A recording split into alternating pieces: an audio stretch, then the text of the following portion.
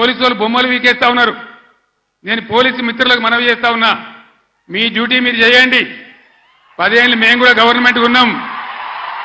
అమాయకులను బెదిరియడం, కొట్టడం, బీఆర్ఎస్ ఫ్లెక్సీలు బికేయడం ఇదా మీ పోలీస్ డ్యూటీ? ఇలా మేము కూడా లెక్క పెడతా ఉన్నాం. నేను పోలీసు పేరెత్తంగానే ప్రజలు ఎట్లా మాట్లాడుతున్నారో మీరు చూస్తున్నారు. ప్రజల గోల చూస్తున్నారు. ఇప్పటికైనా మీ అరాచకాలు బంద్ చేయండి, జాగ్రత్త. లేకపోతే మళ్ళా గ్యారంటీగా బీఆర్ఎస్ అధికారానికి వస్తుంది. అప్పుడు మీ గతి ఏమైతే ఆలోచన చేసుకోవాలి.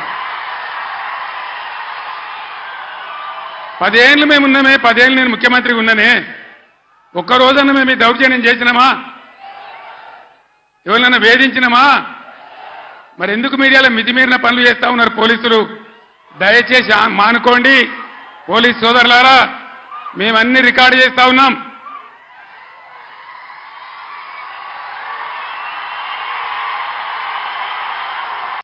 ఈ ప్రజల స్పందన చూసైనా మీరు మారాలి.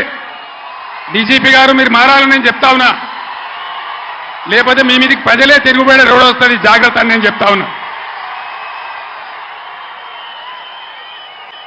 మా కార్యకర్త తెలంగాణ ఉద్యమకారుడు సల్వాజీ మాధవరావు అని కరీంనగర్ జిల్లా ధర్మారంలో, పెద్దపల్లి జిల్లాలో ఆయన సోషల్ మీడియాలో ఒక పోస్ట్ పెట్టిండని చెప్పి ఆయన మీద అక్రమ కేసులు పెట్టి ఇలా జైలు తరలించినారు. ఆయన కరీంనగర్ జైల్లో ఉన్నాడు. ఇది మీకు న్యాయమా? డీజీపీకి ఏమైనా గౌరవం ఉంటే ఆ సల్వాజీ మాధవరావు మీద ఏదైతే జరిగిందో దాని మీద స్పెషల్ కమిటీ సీనియర్ ఐపీఎస్ ఆఫీసర్తో ఎంక్వైరీ చేయాలి. ఏ సబ్ ఇన్స్పెక్టర్, ఏ సర్కిల్ ఇన్స్పెక్టర్ దౌర్జన్యానికి పాల్పడ్డాడో వాళ్ళ మీద మీరు చర్యలు తీసుకోవాలి. లేకపోతే తస్మాత్ జాగ్రత్త, మేము న్యాయస్థానం తలుపులు దాడతామని మనవి చేస్తా ఉన్నా.